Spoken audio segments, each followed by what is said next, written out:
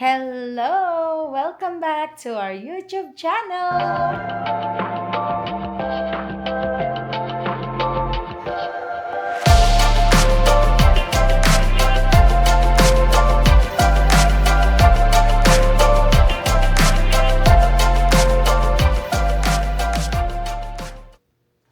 Ayan, good morning po.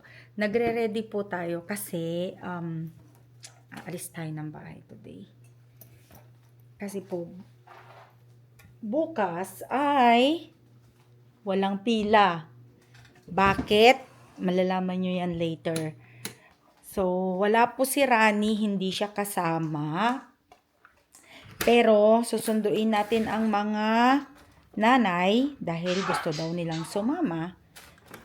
So, sasama na si Auntie Baby for today's video. Sa wakas, nakasama na rin siya. Alrighty, wala naman akong binuksan na oven. Ganda ng panahon. Fresh air. Medyo malamig siya today. Which is good. Pero baka mamaya mainit. Kaya, nandito ba si Ate? Oh, off pala si Ate Julie today. Or baka pumasok siya. Nag-ano lang. Hinatid lang siya ni Kuya Ricky. Who knows? Dala ko na ang aking mahiwagang kape. Okay, wait lang. There.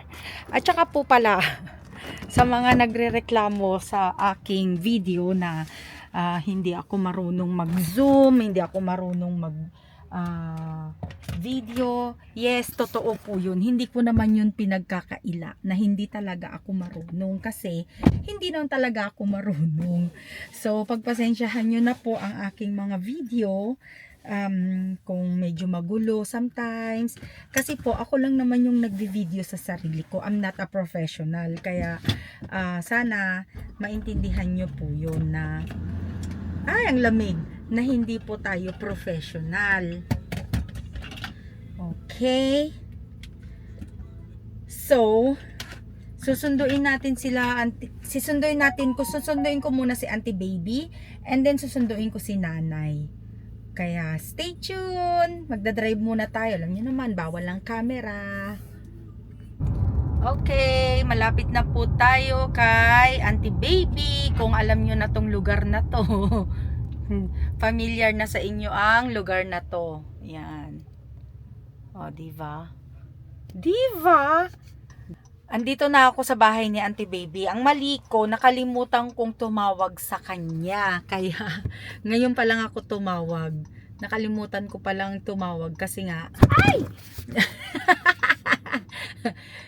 kasi nga, busy akong nagvi-video kanina kaya nakalimutan kong tumawag. Kaya, hintay-hintay lang tayo ng konti. Kape muna tayo. Ang sarap ng kape. Auntie Baby, matagal siyang hindi nakasama kasi nga nagkasakit siya. Kaya yun. So, eto na si Auntie Baby for the first time uli. Ayan na si Auntie. Teka yun.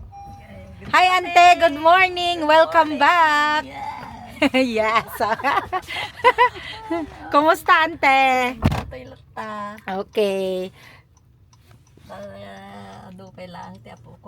Appointment. O yun, so marami pa rin daw siyang appointment. Kaya susunduin naman na natin si Nanay. Ano ka na? Nalagay yun, naglocatory daw yun. Oo, naglupat.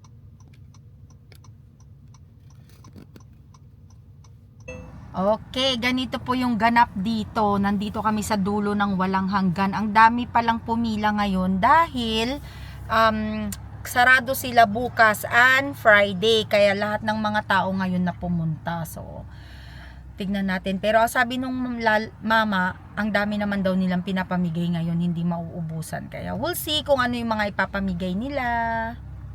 Hello po. Andito na ako sa bahay. Naihatid ko na sila Nanay at Auntie Baby sa kanilang bahay. And nag-end up po kaming pumunta sa 3 pila. Wala lang. Kasi na-miss nila ang pumila. Kaya eto po, eto yung mga nakuha namin sa buong 3 pila po. Ayan. So, bali yan po yung mga 3 pilang nakuha namin. Ang dami nilang binigay na salad po. Hindi ko alam kung anong klaseng salad yan or lettuce, yung mga dahon-dahon. Pero, isang buong kahon po yan, pinaghati-hatian lang namin. Pero parang konti lang yung mga kinuha nila, iniwan nila lahat sa akin. Kaya, tapos meron din po kaming nakuhang mga orange, mga celery, cucumber, zucchini, tapos meron din pong corn, may green apple, cantaloupe, tapos meron din pong malaking watermelon. Ang istorya po ng watermelon na yan is, isang watermelon lang ang binigay nila per car. 3 po kami doon. Sabi ko naman, maghati-hati kaming 3, pero sabi nila, wag na lang daw. Kaya, kinuha ko na lang. And then, meron din palang mga frozen. May frozen peaches, may frozen na pork loin, tapos may frozen na burger, ano ba yan, yung beef, ground beef. And then, syempre, yung mga pantry, hindi mawawala. May mga binigay silang mga tortilla. Ang daming tortilla yan, no. Tapos po, eto gagawin ko yan quesadilla. Gusto yan ni Alan. Tapos, mayroong, ano ba tawag dito? Yung, ano ba tawag dyan? Yung ginagawa kong parang munggo. Nakalimutan ko na naman. Ano ba yan? Anyway, so yan nga, yun. Pag naalala ko na naman, hindi ko maalala. Alam nyo yung ganun eh. Hindi nyo siya maalala pag sinasabi ninyo, pero pagka later on saka nyo siya maaalala. Tapos ito yung rice, tapos yung mga dilata natin. Ang ganda ng dilata, may fruit cocktail. Ayan. Pupunta na naman ito sa aking door-to-door box para mapuno ko na po yung door-to-door na pinupuno ko. So anyway, ayan po yung aking nakuha for today's pila. So, share na natin to sa mga kapitbahay o kung sino man ang may gusto.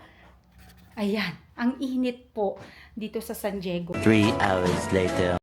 Masaya na naman po ang Ilocana kasi andito kami ngayon ni Rani uli sa Imperial Beach para mag-fishing. Ayan po ang gamit na yan. Si Rani. Say hi, Ran. Tapos ayun ang mga gamit namin. Nag-improve kami ngayon. Uy, malaki na yung dala namin ngayon kaysa doon sa nauna. Ayan. So, dali ayusin natin ito para hindi siya malaglag. Kaso feeling ko baka malaglag to eh. Dahil doon kasi pagdating doon sa may pier, gaganon yung gaganon yung cart namin. Kaya po, ayan o, ay malalaglag na. Oh, see? Hindi marunong mag-drive to eh. Kahit doon sa truck, hindi marunong eh. Ayan po siya.